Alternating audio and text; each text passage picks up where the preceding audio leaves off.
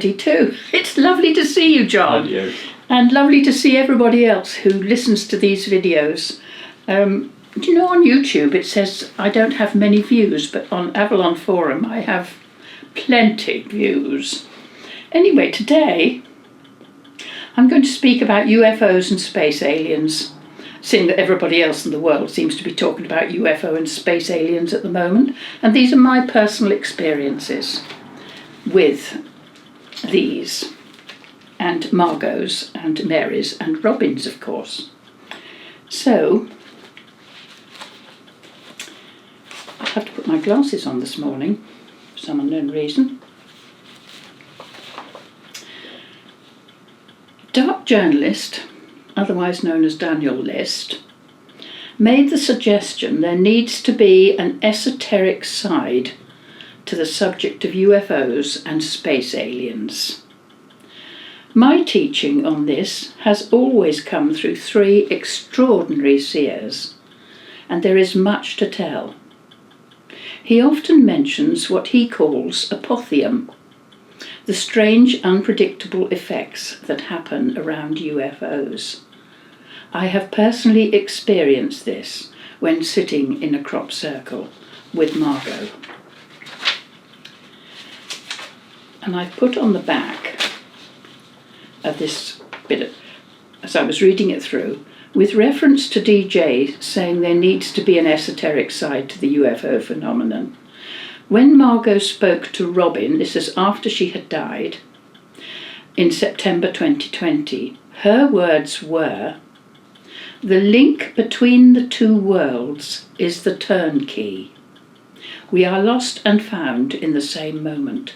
In other words, when you have your connection to the other realms, that turns the key to wisdom and knowledge. This is what the mystery schools and secret societies have known, and this truth has not been shared with the people, but subdued when children have demonstrated this gift, or used by those who understand this truth to commune with the other world of their choice. It is this connection that has been my own turnkey to the teachings received through Margot, Mary, and Robin. Now, I referenced some of my earlier, in my earlier videos, some of my experiences with the UFOs. You'll have to excuse my voice, it's just gone peculiar at the moment. I said, but it won't hurt to do a follow-up, considering the interest being shown on the mainstream media, who, by the way, have ridiculed the whole scenario for so long, I can remember, but have now suddenly changed their tune, and as it is expedient to do so, and with the threat, mind you, of an alien invasion. Well, that's their thoughts. These are mine. I was 11 years old in 1947 and can remember reading about flying saucers in the newspaper. I think it must have been the Daily Telegraph, because that was the paper of my parents' choice. In those formative years, the article caught my imagination and attention, and my interest never waned. Kenneth Arnold was the pilot who saw what he referred to as 9 shiny objects, each circular about 100 feet across. His words were, they were like saucers flying on water. Reporters started calling them flying saucers, and the name stuck. But in those far-off days there was very little information to be had. But people did begin looking skywards and wondering whether there was indeed life out there in the universe beyond the stars. There was no restriction on reported sightings then, and the newspapers of the day carried many articles on the subject for interested persons. Now, I suppose my next introduction to flying saucers must have been in 1956. I was 19 at the time, when I became acquainted with a certain remarkable gentleman, Rex Collins, who ran the local community centre in Patchway, where I lived and where I danced and played badminton. Memory fails me as to how we came to be discussing the subject of flying saucers, but I do remember him mentioning he was in contact with a person called George Adamski. And would I care to read a manuscript of his that he had in his possession? I can also remember lying in bed that night devouring those handwritten words from the man himself. And here my memory remains unclear, but the feeling of truth that has lingered deep within my soul. I don't know what happened to Rex. Perhaps he moved away shortly after that incident. Perhaps it was magic, one of those strange times when information was just meant for my eyes only. Who knows? Time passed. I read all the books I could lay my hands on by authors Desmond Ledsley, George Adamski, George Hunt Williamson, Eileen Buckle, Brinsley Le Peur Trench, Donald Kehoe, John Mack, to name but a few. And I had what is now called the knowing, and wanted to learn about the truth of what I was reading, what was true and what was false imagination and disinformation. Then in 1965 came the Warminster flap. Strange things began to be observed in and around this small town of Warminster in Wiltshire, in England. Remarkable sightings of unidentified flying objects in the skies, both during the day and night. Flying saucers acquired a new name, UFOs. Arthur Shuttlewood, a local reporter, wrote his book, The Warminster Mystery, Eyewitness Accounts of Dramatic UFO Experiences.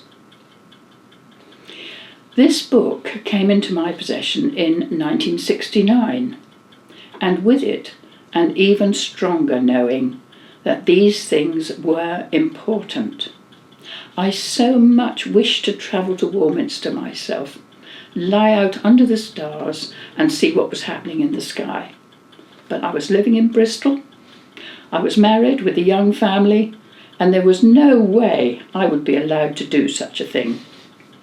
My husband at the time already considered my interest with mystical things of life an unnecessary obsession, and had no time for the cranky side of my life, as he referred to it.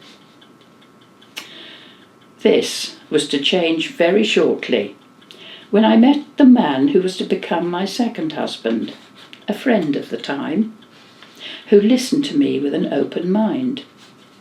He had experienced his own mysterious happening when he lay in bed one night with his wife. A strange, loud humming vibration that filled the room. But the odd thing was, neither of them thought to get up and look out of the window to see what was causing the disturbance. And I've since read that this oddity has occurred to other people too, and for some reason they do not, or cannot, rise to find the cause. However, the following morning, Reg took his dog out for his usual walk around the field at the bottom of the garden, and came across a circular burn mark in the grass that had not been there the day before. He walked a little further on and came across a second. Curious and curiouser. Then, for some reason, the thought came into his head there had to be another. He walked off the path into the field and found a third, which created a triangular formation of burnt circular marks that had no reason to be there, but he instinctively knew it had to do with the sounds of the previous night. For reasons I now understand, but didn't then, I left my former life to be with this man who listened. And then the magic began in earnest. We had the opportunity to move to the Isle of Wight due to the kindness of a friend who had relocated from Birmingham and offered Reg a deal he couldn't refuse. So we upped sticks and moved from the fast pace of city life to the more dignified, slower pace of a small country town on the southern tip of the island. This was Ventnor, and it immediately captured my heart, with its small cove and the sea a short walk away, the high-treed covered downs behind. And there's a picture that I took off the internet of Ventnor. Can you see it? Okay. That is my beautiful little town.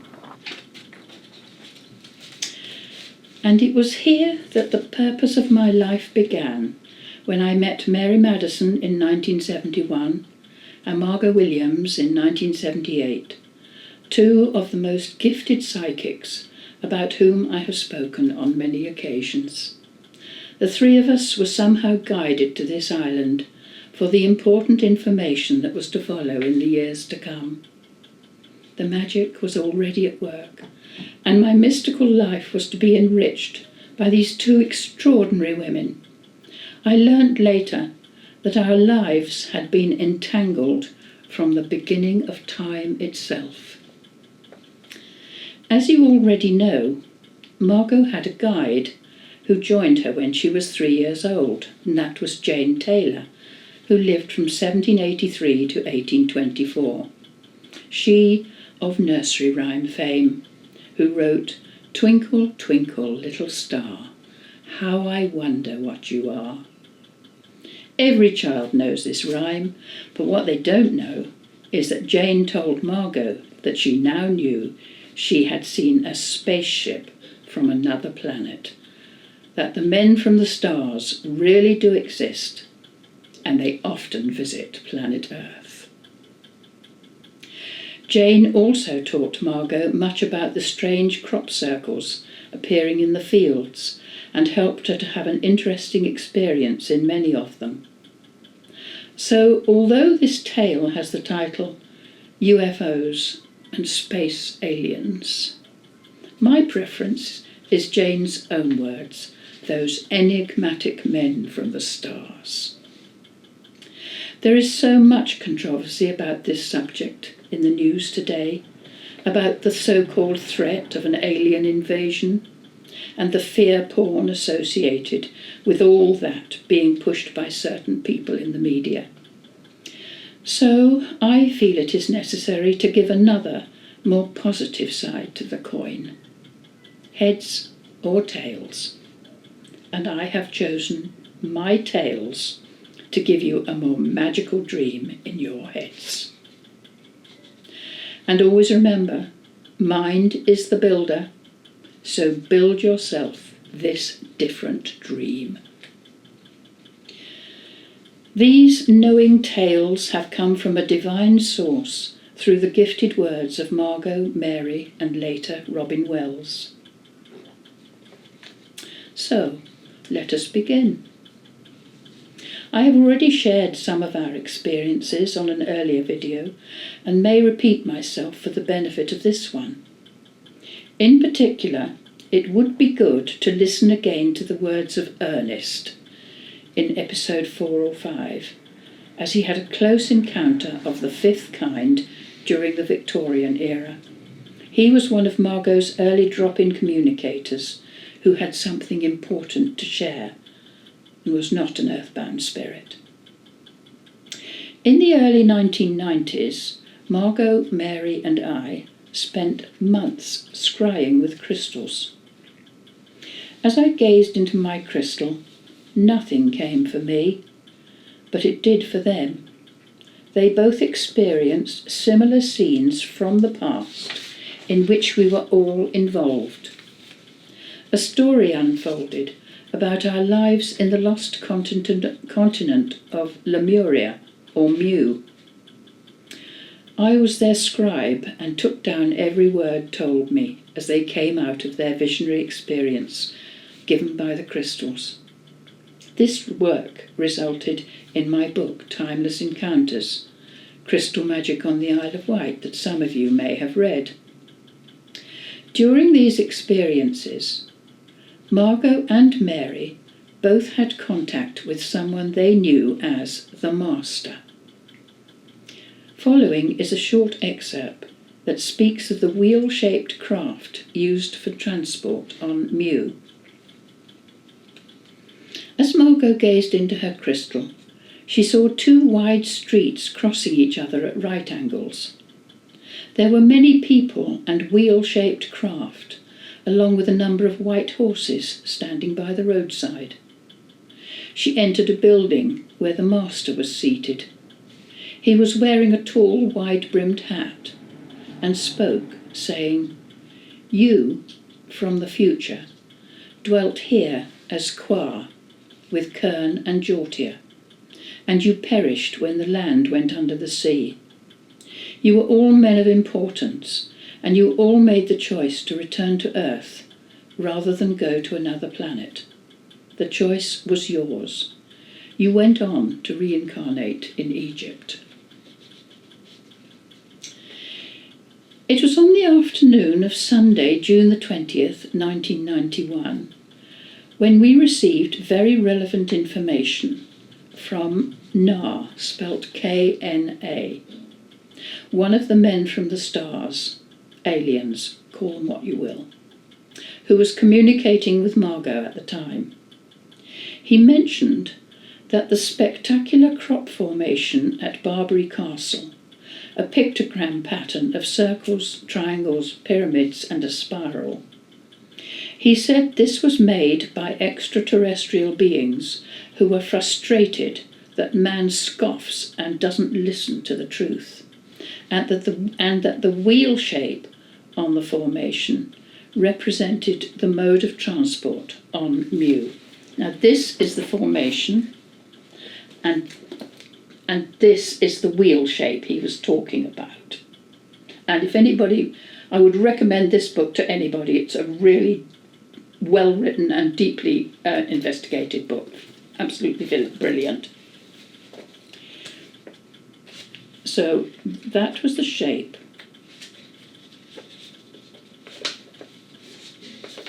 of the wheels on Mu. The morning of June the 30th, this year, I was sorting out my numerous files referencing work with Margot, Mary and Robin when I came across this that occurred at the megalithic Longstone. I wasn't sure of the date, but it must have been at the time when Na, the spaceman, was speaking with Margot. As we reached the Longstone, we heard a distinctive pop that heralded the arrival of the cherub, who was delighted that we all heard the sound. He told us that the cherubim was present at the beginning, and in the book of Genesis, the cherubim was the guardian at the gates of the Garden of Eden. The wheel is their symbol, and the wheel on Mu is the same design as the spaceships. I put a little addition here. Oh, his delight of the cherub, his delight was because Margot hears so clearly, but Wally and I do not usually hear anything, and he was so delighted that we actually heard it as well. I gather that the cherubim also continue to guard holy spaces where God dwells and heaven and earth overlap. We had already been told that the Longstone was one of the most holy places on the island, and that it is on a vortex, a portal point to the stars. So I guess you'll be going there, John. According to our first space alien, whose name was Tu, spelt T-U, the megalith builders were far more advanced than our present civilization. The great stones were used for healing and religious rites, but their original purpose had been for landing markers for the men from another planet who were friendly towards Earth and came to teach the people. The planet they came from burnt out and they were all destroyed, but others from distant planets who visit Earth know the purpose of these stones. The original people who came had pale green skin and golden eyes, and a pale green button with a gold centre was apported to illustrate their skin colour. I do have the button, by the way, and I've forgotten to bring it down. There it is. There is power in the earth around standing stones that is available to about 1 in 20, but as it is unknown, only about 1 in 200 take advantage of it. The ancients were taught about the Earth's power points by the visitors from other planets, and were shown how to erect them. The straight lines are standing on lays, single standing stones are standing on a small power point, while the circles are on a spiral of power. And our insects, the gnats, can always be seen spiralling over a power source. They always go round and round. There was one outside my chalet, and they were always there every summer in the same place. In our original communication from Na, he spoke of these craft. Margot happened to be standing in an oblong-shaped crop formation using her pendulum at the time when she heard his voice in her ear. The strange energy associated with him pulled her pendulum clean out of her hand, and she was holding it pretty tightly. And his words were, "Do not be afraid. We come with peace in our souls. We are enraged at what we see the Earthlings doing to their planet." Na spoke of visiting the Earth, the Moon, and other nearby planets in a large spaceship that cannot be seen and would be around for 3 months to make marks in the fields, illustrating their symbols for those who want to know. The oblong is their special symbol, and it's often used.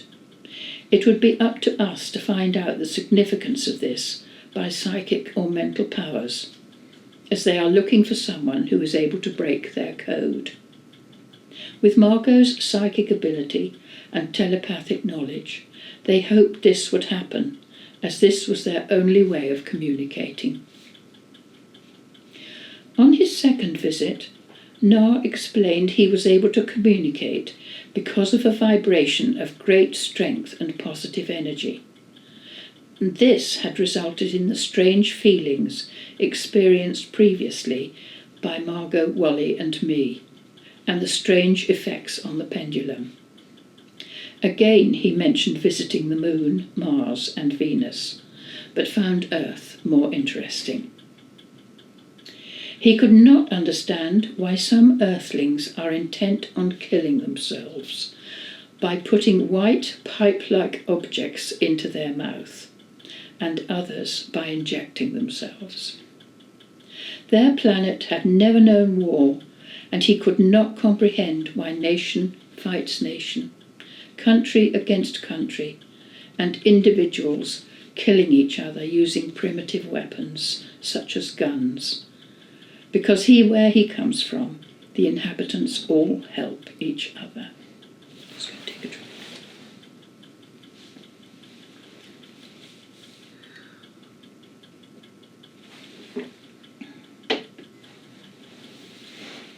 They were trying to write the words peace in our fields, as well as in those of other countries, but as it is done from very high above the earth, they were having difficulty in perfecting it. He asked us to return. According to Na, the beings of Mu were of a very high spiritual nature. Sadly, their land was finally destroyed by volcanic activity and floods. Everyone was killed, and they eventually reincarnated on another planet. He himself is a descendant of those from Mu, and warned us that the past is our future, and the present is the past. And I wondered if he meant that the past of Mu is our future, and our present is the beginning of their past. However, this does tie in with our personal choice to return to Earth, rather than go to another planet, as Na's ancestors chose, which means that Na's ancestors and our ancestors our brothers. That we live on Earth, they live elsewhere.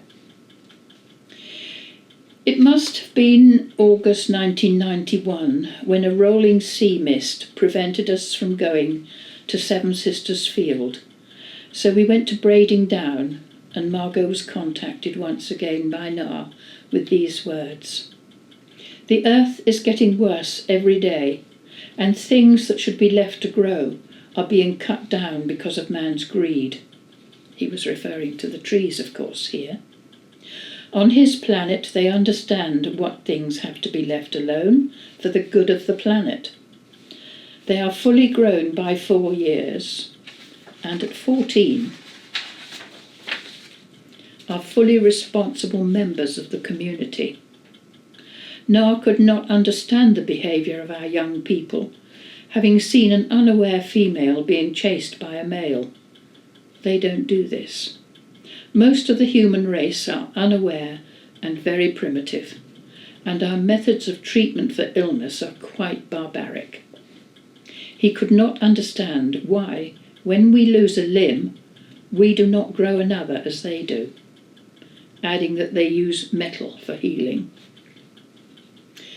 On the morning of August the 18th, Margot was in her kitchen and happened to glance out of her window towards St Boniface Down to see a bright orange flash of light in broad daylight. It was becoming evident that we have a very close relationship with the men from the stars who are so concerned for our welfare, yet are finding it very difficult to get their message across because of the persistent ignorance of the mass of humanity, particularly our so-called leaders, who know more than they let on and are intent on keeping us in the dark. Towards the end of August, we had more information from NAR about fairies being on 4 other planets. I've already spoken about fairies in one of my videos, but it is only on Earth they are hidden in another dimension. Telepathy instead of speech is used on his planet. They only use their names and about 100 other words, whereas we have far too many words. A green liquid is kept in a triangular-shaped container for their power source. And I wondered if this was the same green liquid that powered the craft that Ernest saw. You can read about that in episode 4, by the way. Although the sea mist never stopped rolling in, we visited Seven Sisters Field, where NAR came to say they were returning to their own planet in 6 days. Their mode of travel is quite different from ours, and it does not take so long, because they are quite able to change their direction.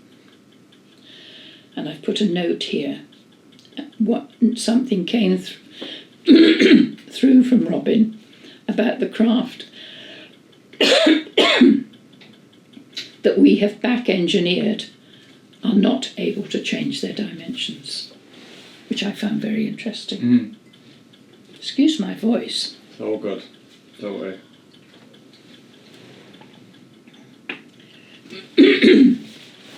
They have taken samples of soil and rock, along with some of our insects, as they do not have anything as colourful as the butterfly. He was referring to the very large ones, not those from our land, and hoped that they would live and adapt to his land. He told us our air is getting more polluted from the toxic fumes from industry and transport, particularly our roads, but it even affects the countryside and will eventually kill everything on Earth. They use a liquid gel called Passamus, spelt P-A-S-A-M-U-S, as their means of transport, which is quiet and non-toxic to their environment.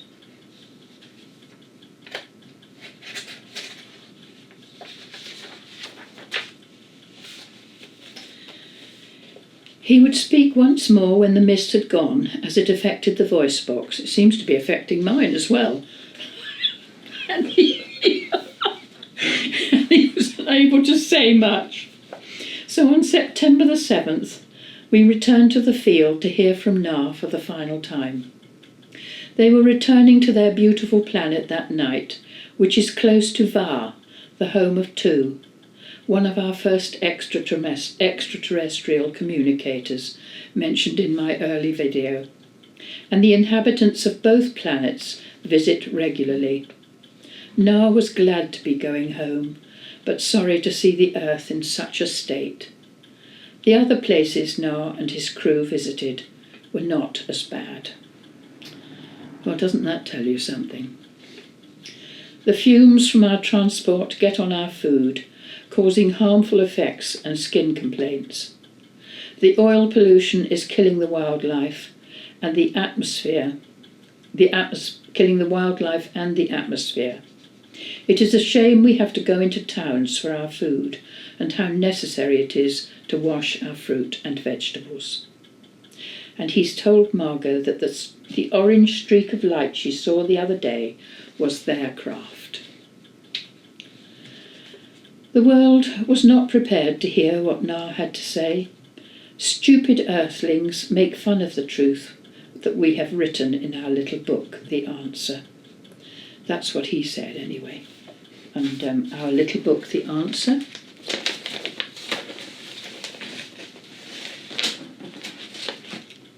is there. Just a little book. Na told us that he carries a mirror of truth on his persons at all times and helps him to see, hear and understand.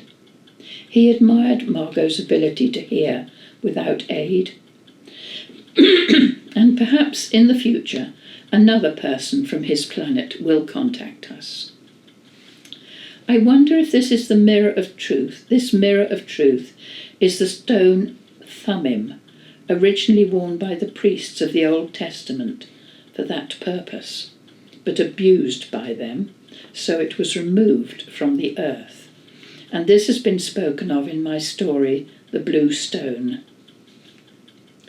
The Answer was a small booklet privately printed by Margot and me in 1991. The subject was psychic explanations for UFOs and crop circles, assisted by Margot's guide, Jane Taylor.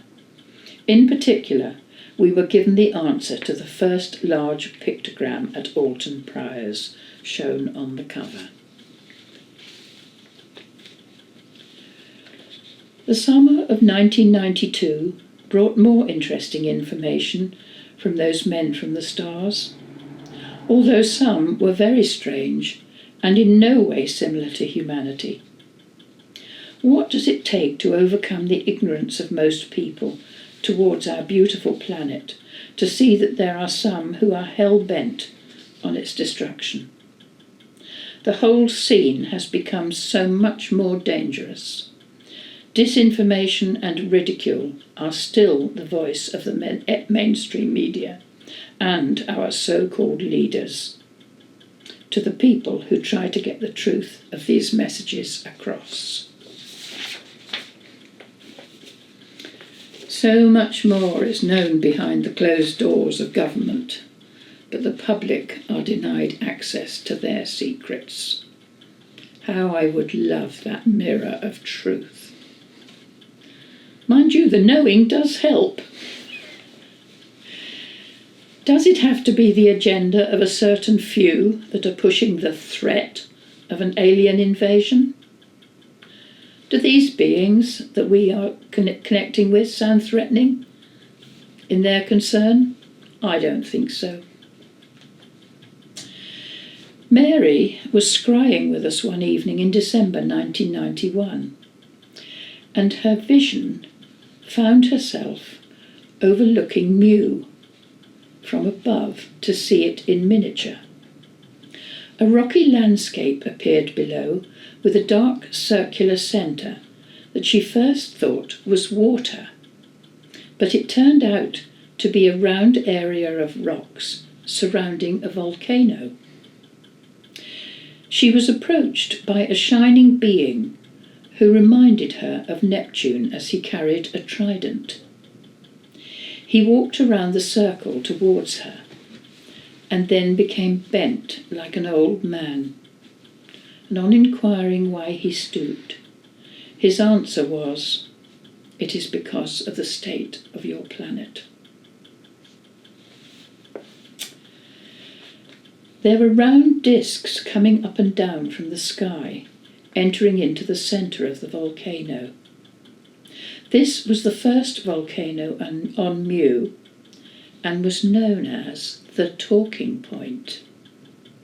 It was like an oracle, where one could go and hear the voices, but there was no sound, as it was all done by telepathy. In retrospect, I found this very interesting, as many people today have spoken about UFOs coming in and out of volcanoes. Remember, we had no access to the internet in those days, but today it's all so easy to check up on information that we received then, and I found this on weirdworld.net.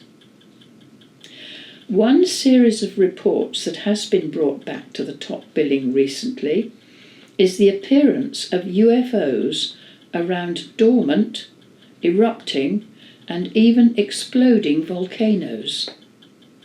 Why do UFOs and volcanoes seem to be often connected? A video taken in June 2017 appears to show a craft darting over the potentially catastrophic Yellowstone volcano. Witnesses have recorded UFOs in Mexico, especially near Mount Popocatépetl and Mount Colima. Mythology links this to aliens and the god Quetzalcoatl, who promised to return one day. That paragraph just about sums up what Mary was seeing 32 years ago.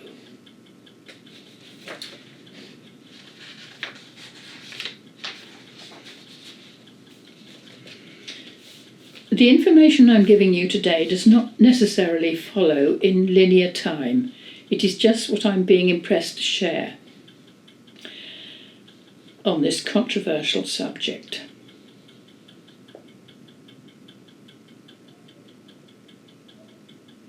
Now this is an introduction to some of the evidence received from the Pleiades star system through Robin. I'm going to take a drink before I read this.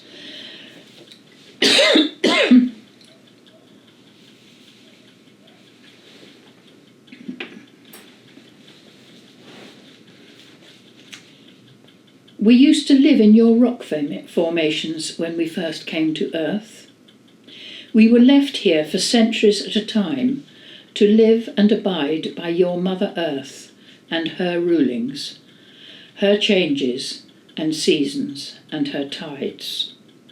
We lived by these rules, and we lived in relative happiness until, unfortunately, we were eventually found by the Palladian forces, and we were removed by our starships. We must bring forth to you now that the Pleiades are not necessarily the workforce to be working with in your realms. Many of the Pleiades people are of spiritual light and love, in fact, nearly all. But we have elements of the Pleiades which are not working on those levels. Unfortunately, many of the Pleiades people are repressed from their feelings, and they have to go underground, such as yourselves. Now I must reiterate, the Pleiades the governmental systems are not necessarily the forces to be working with. The group of star systems out in your sky, upon many of these star systems are star seeds from various planets. There have been many breakaway systems, many breakaway planets, many breakaway societies set up throughout your universe and your systems and throughout your galaxy. Within these systems lay many people who believe and think to be correct many of which are unfortunately led by the nose by a very few who are not correct. Your planet is not correct. There are a few starseeds within you who are correct, and we are using you to try and utilise your knowledge and your energy levels to try and recreate the correct polarities for your planet as it was placed originally. Your planet was one of the cleanest, freshest, most blue shining planets in the whole of the galaxy. We chose this planet as a place for our humble dwellings. Unfortunately, it is not now supplying the correct energy levels and the correct formats for life. Therefore, it needs to be repolarized. This is happening with many planets within your system. You are not the only one to suffer cataclysmic events. You are one of many that will be required to start a new galactic format of love and light. This cannot just be coming from one singular planet. It has to flow from many planets to provide a total God force for the whole system. We therefore must tell you that in giving you information with regards to the Pleiades, which you may try and covet and not want to understand, this information is not just coming from us. This is coming from a solar system. This is coming from a whole system of love and light and wisdom that has come through the many millions of years of growth of the format of the God Force. The people of the Pleiades are repressed as much as the people on the planet on which you dwell are repressed. As you can imagine, the Pleiades are sending out starships. They are sending out people that are indoctrinated with false thoughts to try and infringe their thoughts upon you, as much as, unbeknown to yourselves, these same infringements and thoughts are coming from your planet. You do have the ability to use starships. We have given you starships. Your governments have them, and we taught you how to use them. Your starships are deep within your deserts in the country of America.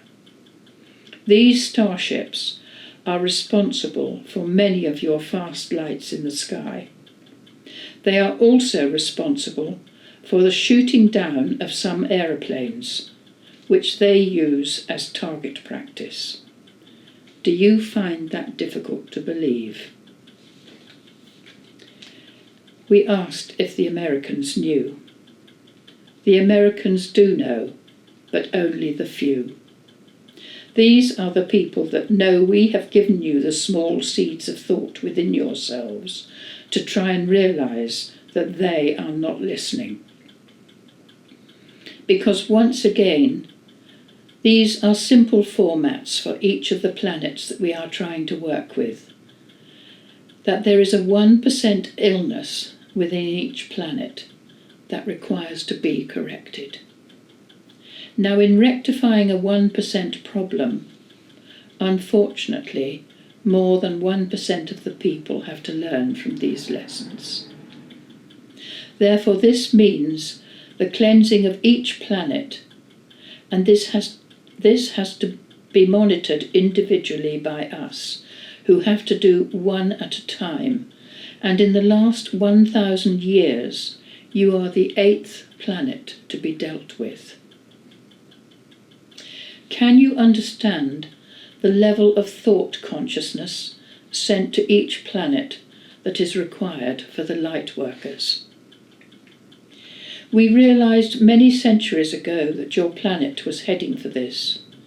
Therefore, we are preparing you as souls to develop individually, ready for the day that is coming for you all. You all know the answers. There was an inquiry about Barbara Marciniak's book, Bringers of the Dawn, and were given this answer. Pleiades are generally good people.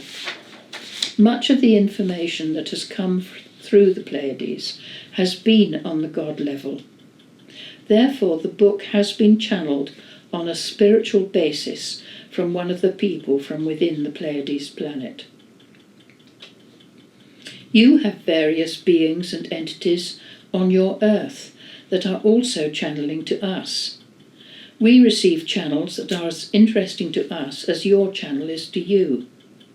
People have to express their lifestyle within the planet for us to totally understand, because we cannot live on your planet as it is today. This is why we have prepared many seed souls that need to live on the planet for many centuries to be able to sustain some form of life. This means that these seed people have to give up their soul advancement for the love of the lands that you live on. They have given up their soul advancement so that they can live on your planet and try and understand and live by your rules, to reincarnate until they are ready for the requirements. Maybe, my children, you could be one of these. Ask yourself. Maybe this is why you don't find it so difficult to understand what is being told.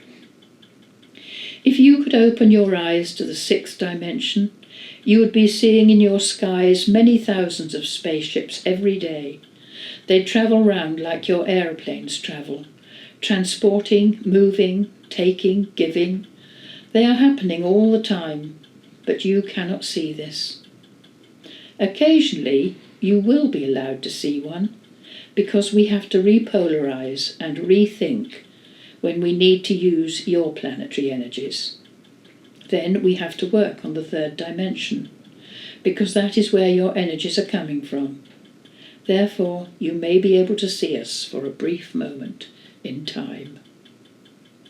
Re-energizing our spaceships can be done from planet Earth. The question was asked in 1996.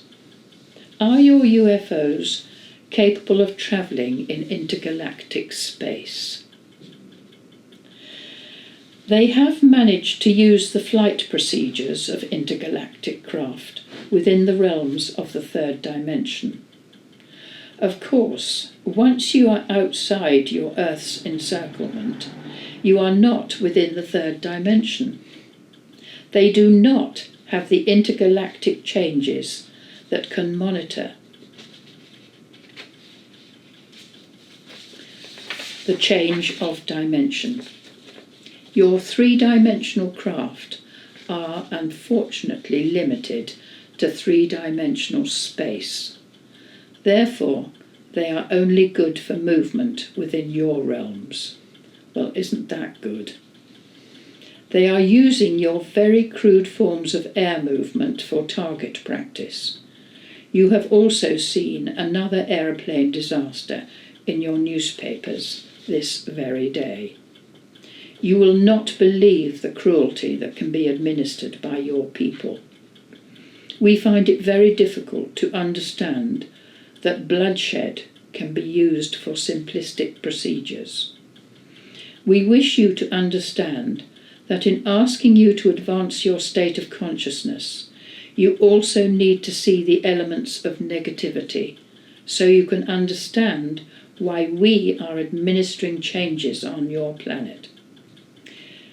Well, we looked in the paper, having been told that there'd been another airplane crash today, that very day, and this is what we got. 123 killed in Andy's plane crash. And I'd written on it the 2nd of the 3rd, 96. And that's the piece out of the paper.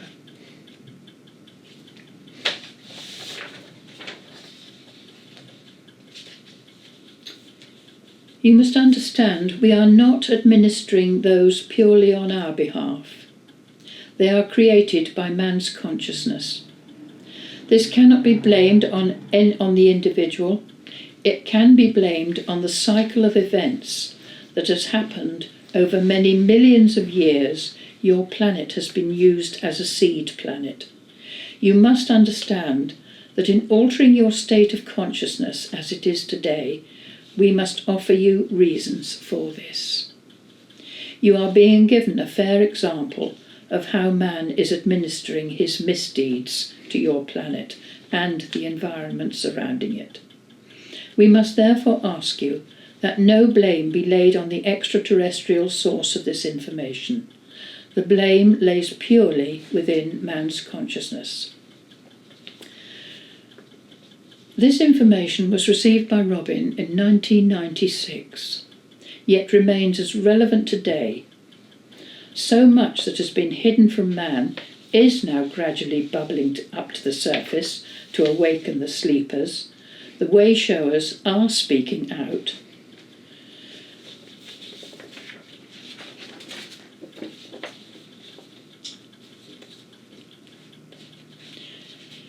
We thank you for entering these realms of discussion for you from the planet Pleiades.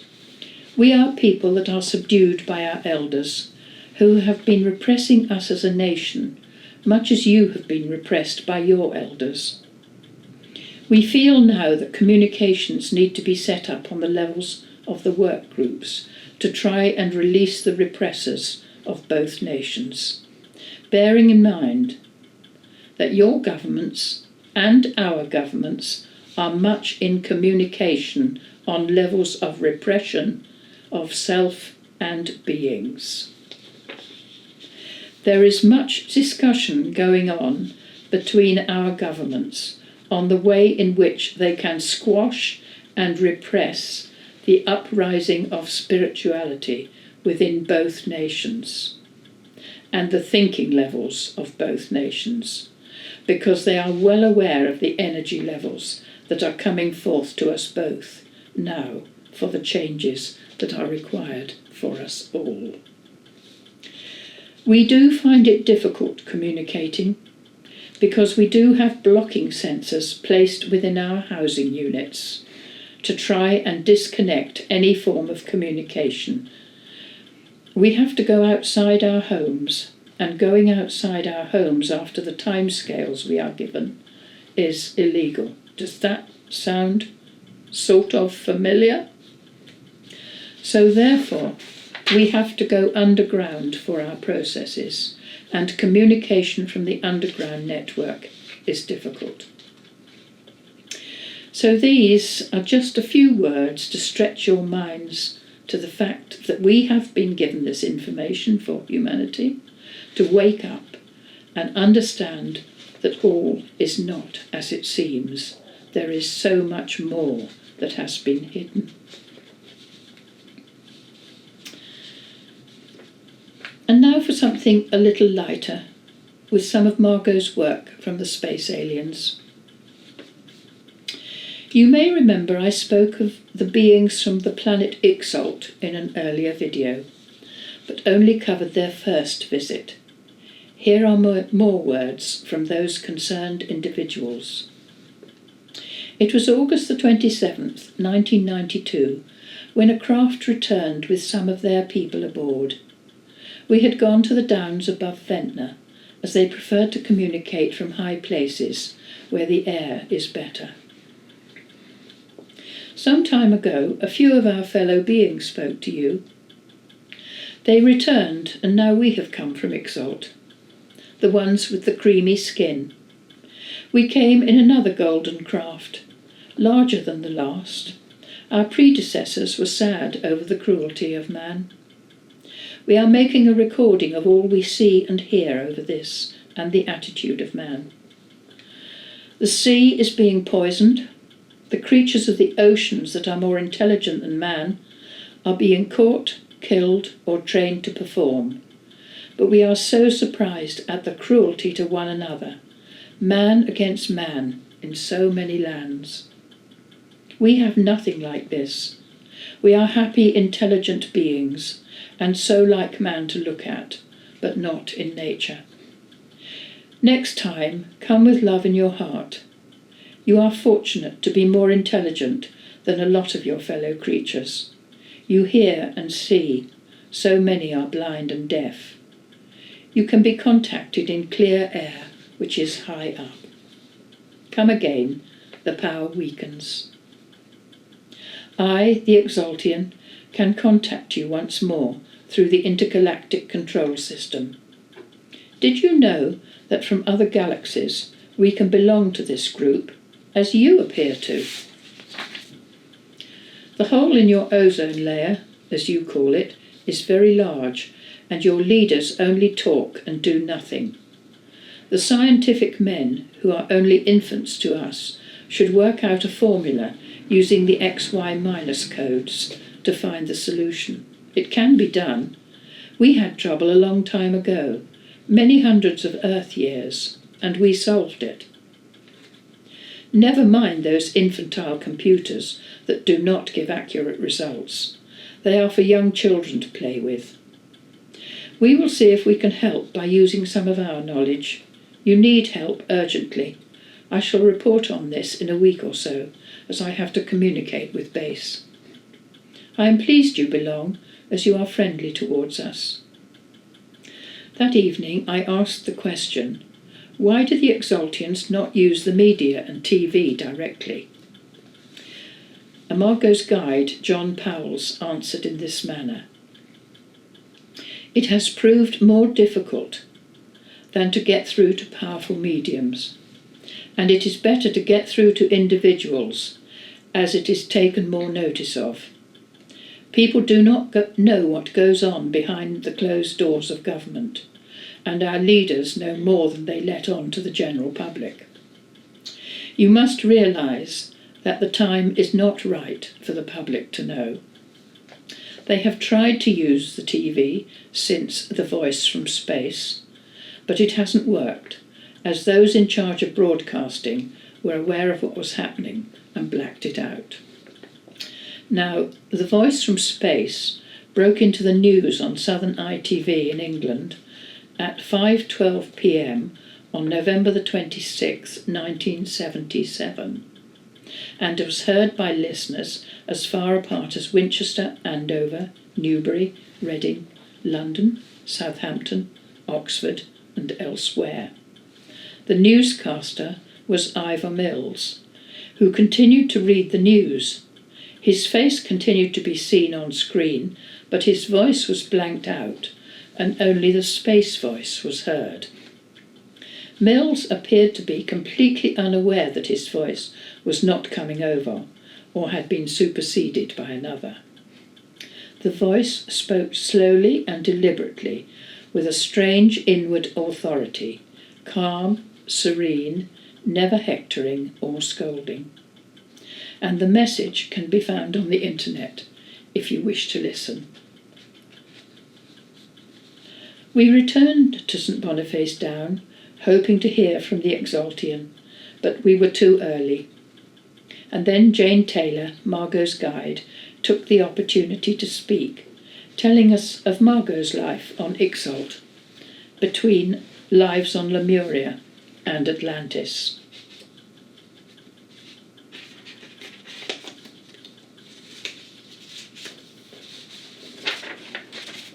And that the present Exaltians were attempting to repair the hole in the ozone layer, as our scientists are only infants in this field. Intergalactic Control 160, that is our code. Everything from now on is being done by us and 7 other members of the command. More will join us if necessary. The large hole is responsible for many disasters like floods and cyclones. Your scientists are useless. I have been informed they would not know what the minus code I gave them was. This is so simple to us, and it is our interest that this hole gets smaller instead of growing, as it affects our plans for planet Earth in the future. I may speak again in a week. Once more from the ship from Ixalt, I greet you. We are working very hard and are sure we can succeed with our mission. I understand that you have heard of strange beings who take over the bodies of Earthlings. This is unknown to us, and I'm sure we know more on this subject than anyone, so be careful not to believe all you hear. There are many planets that have life on them, far more intelligent than yours, as I know you are aware of this. We have a plan for planet Earth, and it is not to be destroyed. So be assured our work is not for your distress. Well, that was heartening. Words come difficult at times. Be prepared to hear me again with news of how the work is proceeding. That is all you have to know. A week and a day, come back. Greetings once more from our craft that is beyond the reach of your primitive radar systems. I hear your remarks. We are about 6 to 6 1/4 of earthly feet in height. I hope that satisfies your earthly curiosity. Yes, we realise 2 of you once lived on our planet. This was before our grandfather's time, as you would call them. Now to the Earth's problem. The ozone hole we are taking care of. It should get no larger, and it should get smaller. Global warming will not get beyond what it is, and the Earth is not tilting, as some of your primitive people are saying. We plan much later to enter the Earth's population, yet it will be with the Earth people's blessing, and not by force. I shall not be there myself. I hope this answers any further queries you have on this subject. You may or may not hear from time to time, from us or from our neighbours. I am pleased to make contact. And that was our final message from Ixalt. Now I have a little light entertainment for you, to relate a tale that happened to Reg. He awoke sometime in the middle of the night from a dream/nightmare. I think it was more than both of those. He found himself in a cabin in the middle of the woods, looking through a window at 2 small beings with large heads and big dark eyes. The sight of them terrified him, and he found himself unable to move, paralysed from head to toe. At which point he awoke, yet still petrified and totally incapacitated, with the memory very clear in his mind. The following morning he told me of this unpleasant incident, saying it was so real and so frightening. He doesn't really do fear, but he has never forgotten the feeling of that experience. Now to come to the crunch point. The same morning after the so-called dream, this card arrived in the post from our close friend, Guy. Can you see it? I don't know whether you can enlarge it. Yeah, I will do. Now, as you all know, I work with the magic of synchronicity. And that couldn't have been more evidential. That was no dream. That was as real as it gets. Reg said it depicted exactly as he had witnessed the 2 beings walking towards the cabin. I leave it for you to draw your own conclusions. Now, I've often spoke of a vicar who used to communicate with Margot. He died in 1934, and his name was Francis Bamford. And he spoke with Margot on numerous occasions, and sometimes speaking of aliens and their craft. So I thought I would pop in what he had to say. I also know how you went to the field and heard the soul from another planet, at least his spirit, a soul most friendly. And I am pleased that a link has been formed, as it shows great faith from you 3 special people to accept and have no fear. Now the 3 of you have made a journey, not only to hear me, but to see strange marks. I cannot say much about them, that would be wrong. You already know more than most people, and no doubt in time you will know even more. But I will say the one circle in the field of rape, so perfect in every detail, was made a few nights ago by a strange craft, and it gives off energy. I know Margot experienced this in the centre of the circle, and the energy gives off so much energy it can tire a person. That sounds ridiculous, but it is true. Now I see clearly what goes on in the universe, and in others as well. And you hear so clearly, Margaret, you do not make mistakes, so everything you receive is true. Now he called her Margaret. Margaret was actually her name, but she didn't like it, so she called herself Margot.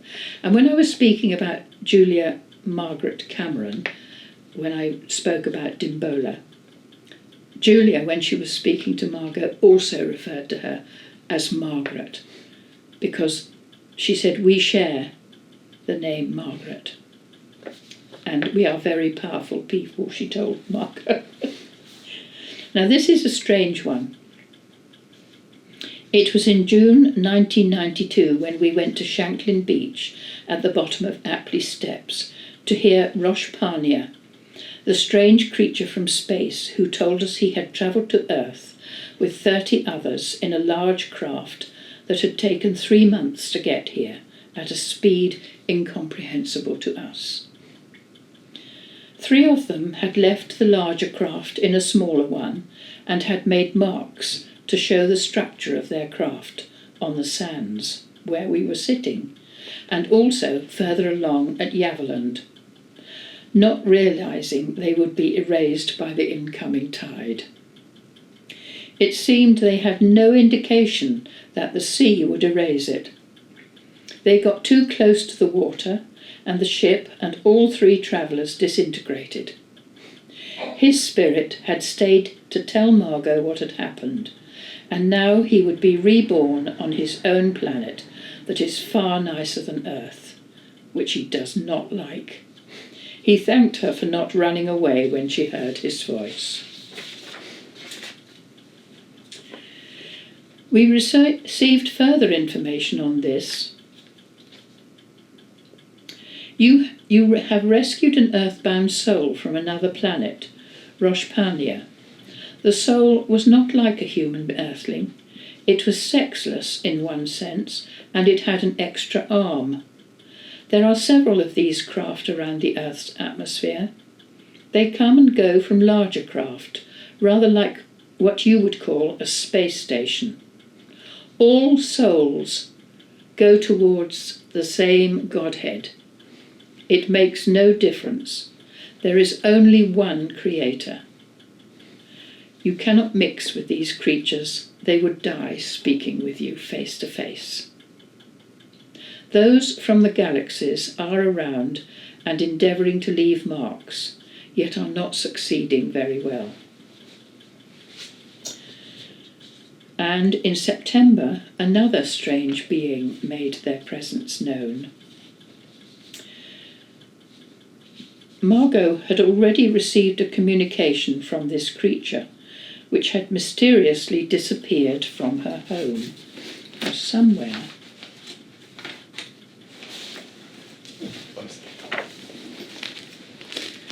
This is the original writing from this creature, and he drew himself.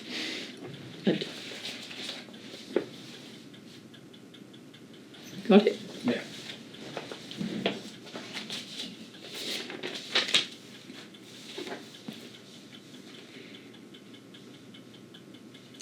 We were on the Arraton Downs when this voice made contact.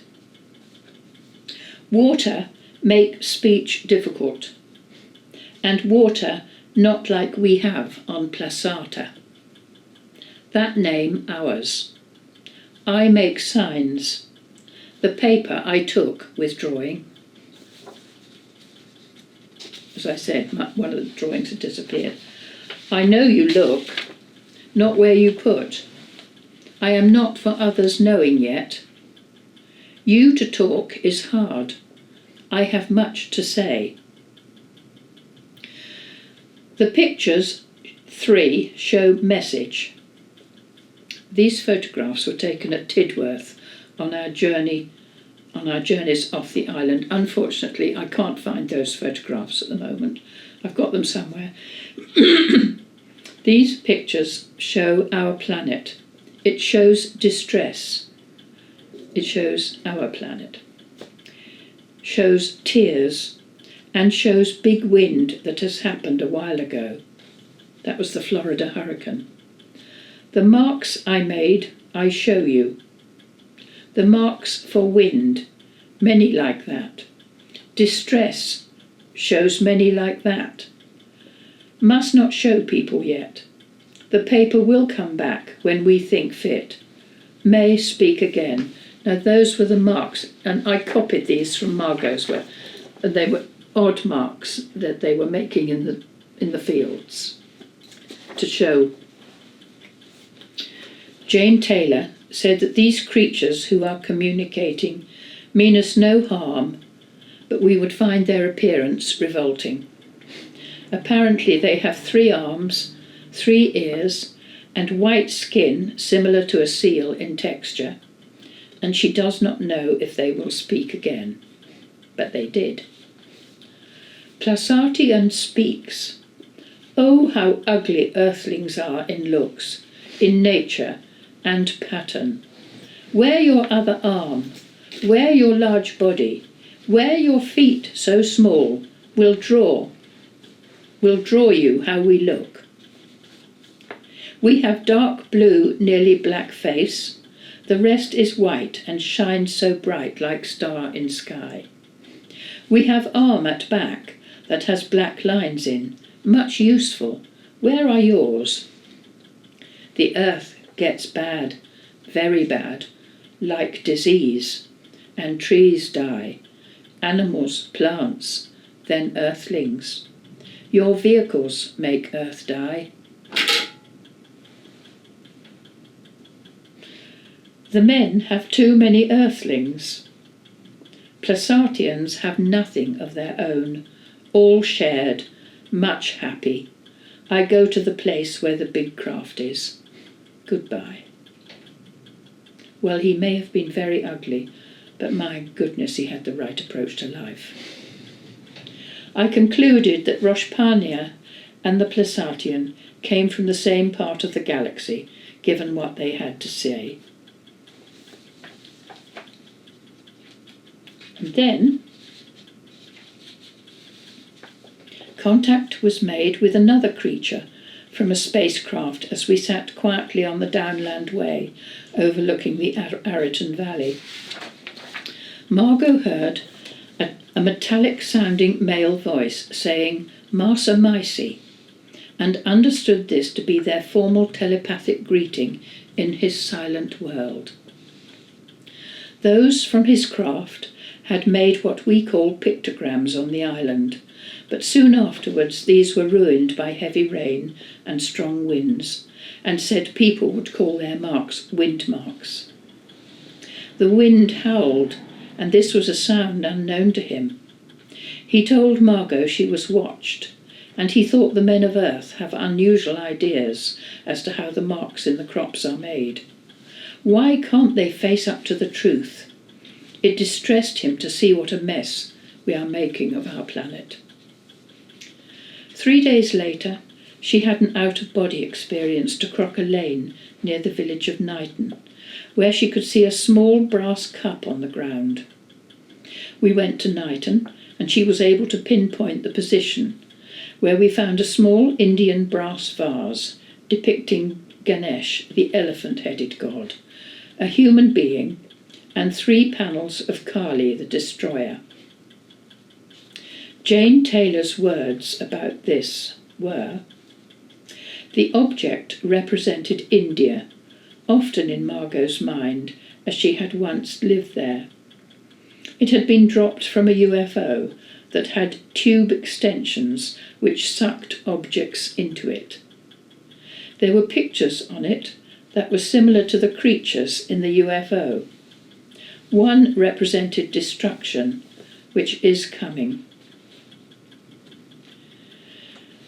Before continuing with Obitan, I digress, as it is worth mentioning an earthbound spirit who we rescued near Calbourne and had mentioned a tube coming from a craft. I fear I cannot divulge my real name, as I was a well-known personality, but for the records you can call me Edward. I only believed in what could be proved, therefore no God existed in my world. I am now between worlds, not a man, not a spirit, but an entity. It was early evening when I came up here, and I sat overlooking the fields and the downs. I was on holiday and had driven up here. As I sat quietly, I heard a humming sound and saw a craft in the sky coming closer. It certainly was no aeroplane. It did not appear to look like a saucer. At that time, everyone talked of flying saucers, and incidentally, I refused to listen to such silly stories. I would say the shape was more like half a teacup, yet that is of no consequence. The main thing is, I really did see a craft from another planet. It landed some way off from where I was sitting. No one came out of the craft. It appeared to have a tube coming out of it at a slow rate. The tube was about 1 foot in diameter and about 12 feet in length, rather like a long vacuum cleaner tube. It then withdrew itself into the craft, which then took off at some speed, quickly vanishing from my sight. The amazing thing was that where the end of the tube had been, a small flowering bush that I had previously been admiring had disappeared. It was evident that it had been sucked through the tube into the craft. I went off with my head buzzing for a logical explanation. There was none. I really had seen a flying saucer. I had been so rude to people who had talked about them, and had actually lost friends because of my closed and obstinate mind. When I died, quite naturally I had to say, I had to wait until I could tell someone that craft from other planets really do exist. I had been wrong to laugh at it all. Now I may continue my journey to the next world, whatever it may have in store for me. I do thank you for your attention and for writing down all I have said. Goodbye, and good luck. Here was the mention of the tube from a UFO by an earthbound. Now back to Obitan. Marcy Micey, who would fit into our planet.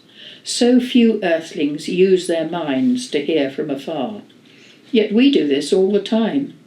We do not have the heads of animals, yet there are planets that have such creatures. Whoever designed the figures on the brassware must have seen these creatures. He despaired of planet Earth with so much fighting, explosions, and needless poisoning of plants and animals, and feared for the consequences. He felt sad when a new earthling was born, and told Margot to enjoy what is left of Earth while it is still livable, and to listen to him. They do not fight, poison, or kill, unless it is absolutely necessary, and then there are meetings of the seniors to arrange it. Go in peace, and you will hear one more time. We received the final communication from the friendly man from the stars on August the 8th, greeting our unseen acquaintance with the words, Marcy Micey. Marcy Micey, back to you. This I was waiting for. I know you wish to hear more about my planet and myself. My planet is in a different solar system, planet number 6. We speak in silence. That is as near as I can get. Numbers mean more than names, yet I am called Obitan, which means son of space. There are others around, and no doubt they will speak. I have tried 5 different people who I thought could hear me. One picked up 2 words, The others heard nothing. You are the one that hears. I know this is the last time I shall communicate before I return to my planet. It will not take very long. Your primitive craft would take many lifetimes to reach us. But thought is the key to power, as well as a very advanced machine. We live in small groups and have shelter like earthlings, yet are so different in many ways. We are peaceful. What is happening to man, with such horrific things going on and the earth beginning to die? Now I will bid you farewell. May you live in peace and tranquility. Master Mycie. He wasn't the last.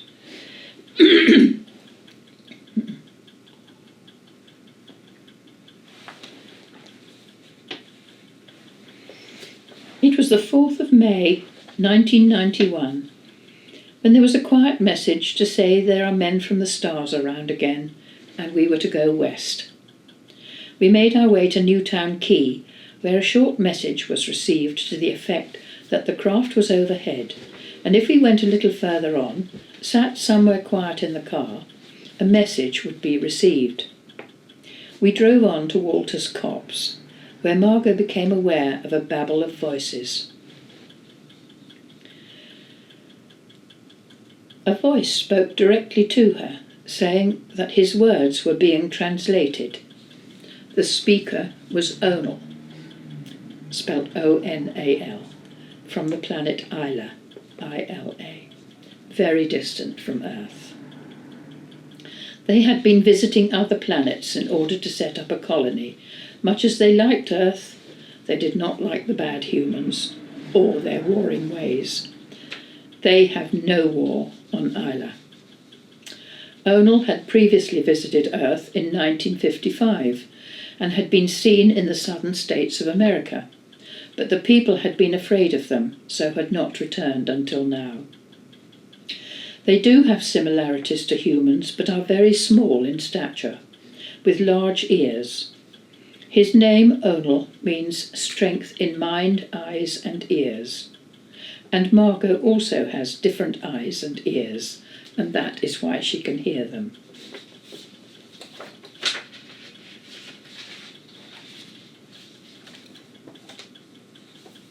And to him we appeared as giants. He did say that if we returned to Walter's Copse on a bright sunny day, he would speak again, where the air is good, as it is not in many places. Even Ventnor is not pure enough, and some of it is very bad. And when Margot returns, she may see 1, 2, or 3 of these friendly beings who would never hurt anyone. I checked up Close Encounters in 1955 and found the one Earl mentioned to be in Kentucky, near Hopkinsville. The next day we took a trip out to Hardingshoot near Ashy. This turned out to be very surprising. A new duck pond had been created, where many different species were swimming, including 2 white swans with black beaks. We took the footpath alongside the pond, through a field and towards a wood, where a tree had been struck by lightning. On glancing up, Margot saw a peacock blue fairy peeping out at us from a fir tree a little further deeper in the woods, and pointed it out to Walter and me. We saw nothing. On returning to the car, the fairy spoke, saying her name was Kemba, and she knew we had been spoken to by Onal yesterday. She and Onal were friends, and when he had first arrived on the planet, he thought Kemba was one of Earth's people. Apparently, the fairies in the area look after the ducks on the pond, and sometimes ride on their backs. On our next visit, Kemba would come closer, and maybe Walter and I will be able to see her. They're always hopeful. While Kemba was speaking, a hen pheasant walked very slowly past the car and looked directly in at us with such gentle eyes. We learnt from Kemba that the little bird was a messenger for the fairies and told us that Onel's planet is a tiny pinprick of light to our eyes. Early morning of the 14th of May, around 2 a.m, Margot had an out-of-body experience and found herself travelling to Seven Sisters Field near Knighton, where she could see a large UFO had landed. She floated around, looking in all the lower windows, and could see 5 beings inside, thought about 4 feet tall. Thick-set, dressed in greyish one-piece suits with bright silver belts. They all wore skull caps, appeared shadowy in substance, and had their backs to her, even when she floated around the other side to look in. There were many instruments on the walls to the lower left, and the bright light inside seemed to be coming from the walls.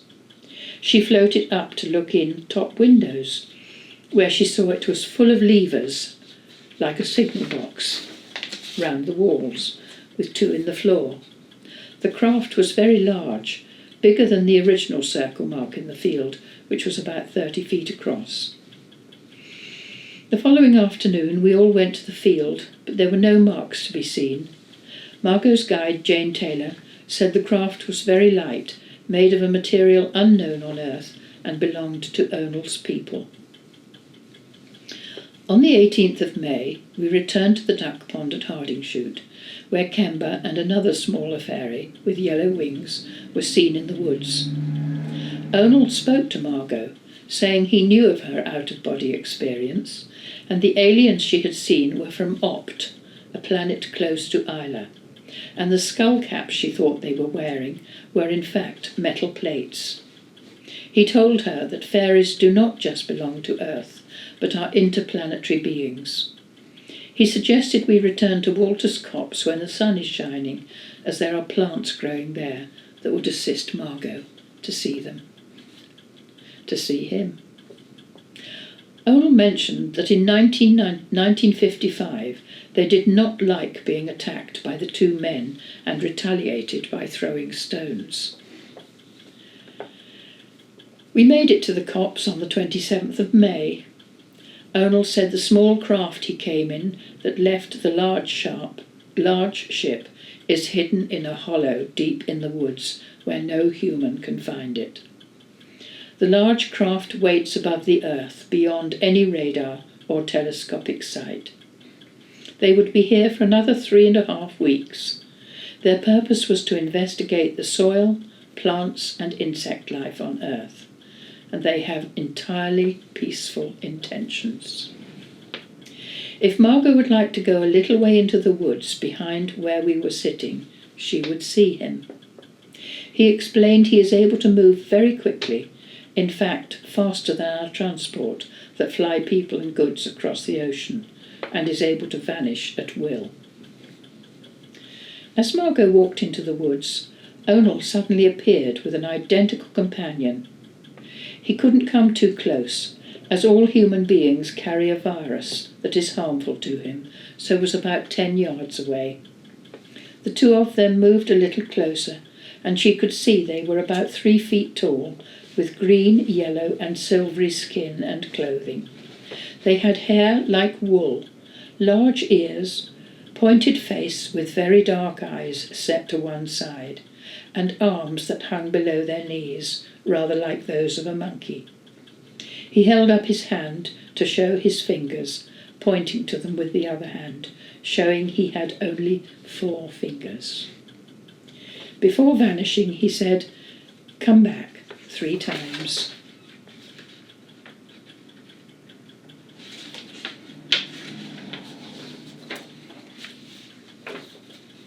And of course, we did go back, but this time to the churchyard at Brook. Onel was glad Margot was able to see him last week, although his companion had been afraid of coming so close to a human, as our skin gives off a scent both sweet and sickly, and contains a virus that would do them harm, hence the reason for their keeping their distance. He noticed circles had been made in the fields.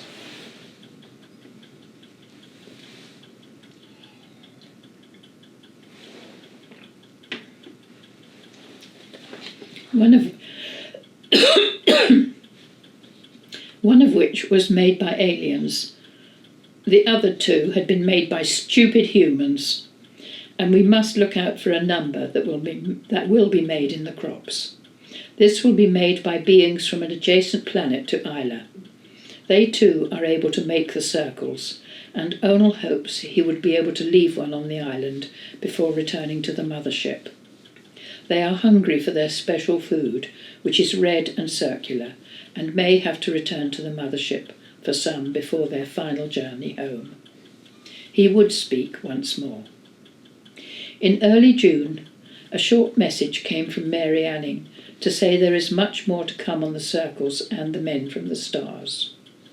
This was followed a short time later with words from Francis Bamford.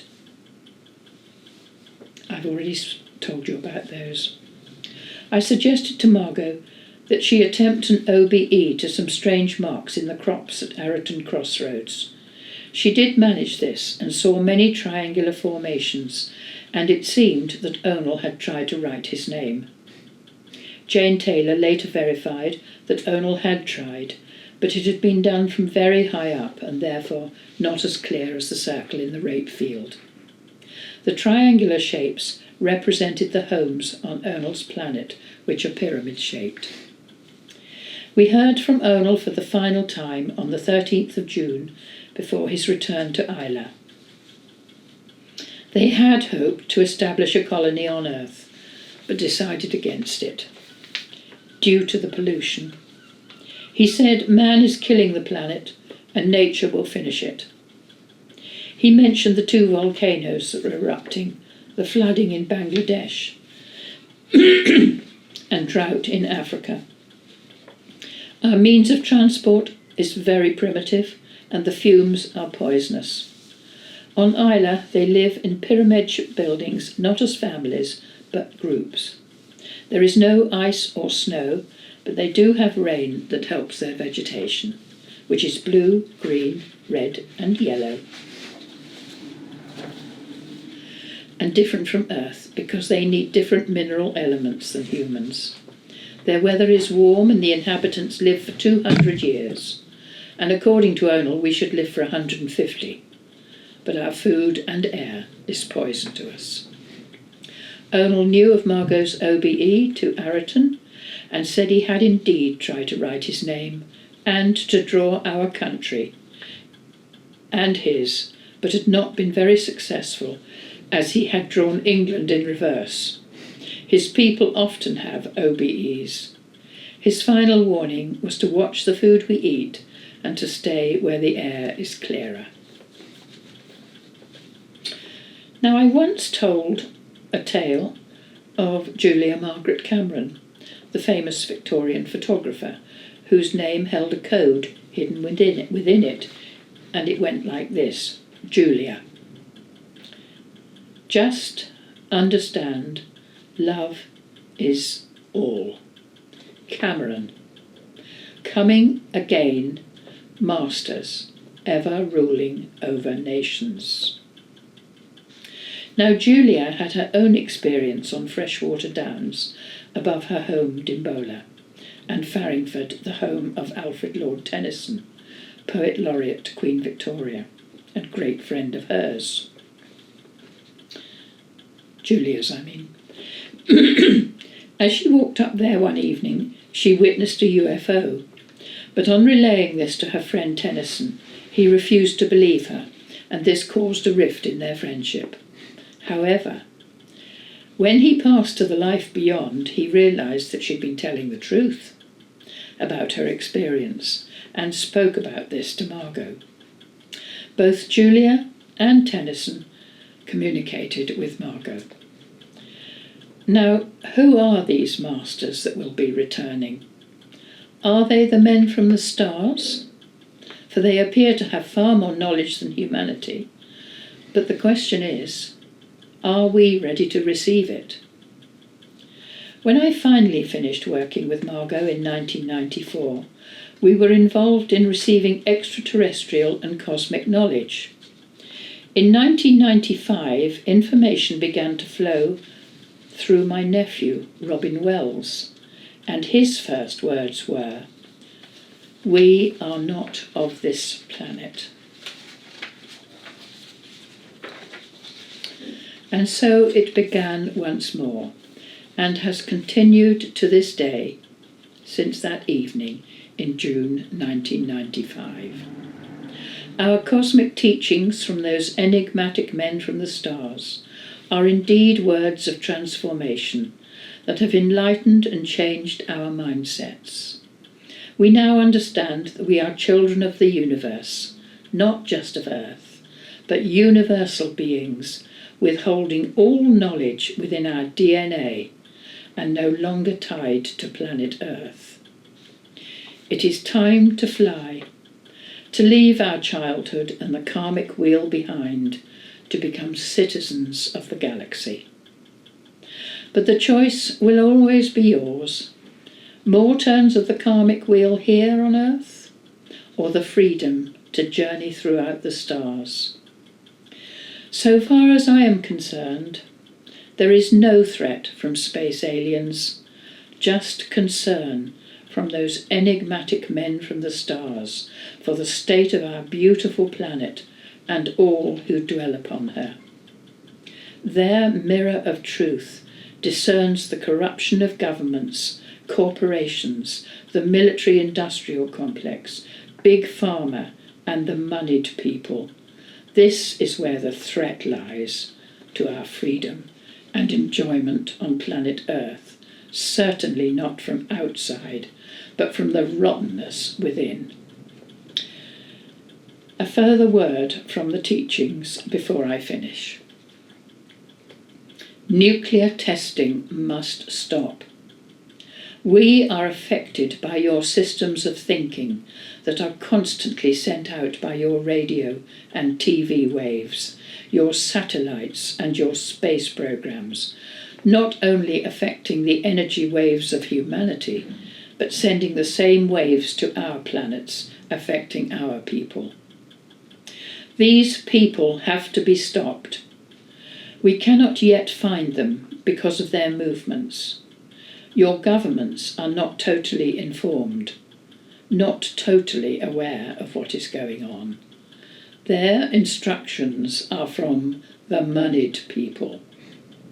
The moneyed people are what harnesses the power from everywhere.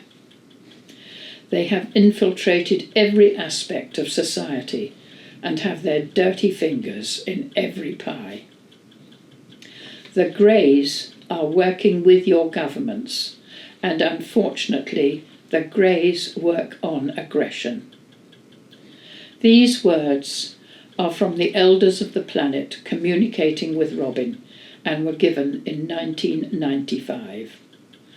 Nothing has changed in that field, but I do believe many more people have woken up since those days, and there is always hope at the bottom of Pandora's box. To conclude, I would mention a few words from Arthur Bryant, who had a close encounter of the fifth kind in 1965. His words were, "I didn't think saucers were a threat to anyone." His story is written of in the Skoriton Mystery, Did Adamski Return, by Eileen Buckle, and published in 1967. I am sure there are others who do not have the best intentions towards our planet, but as we work only with the power of love, it is the energy of the Christ consciousness we draw towards us, and with it those who wish for peace on earth, as spoken about in these informative experiences. And that is just a little of what we have received.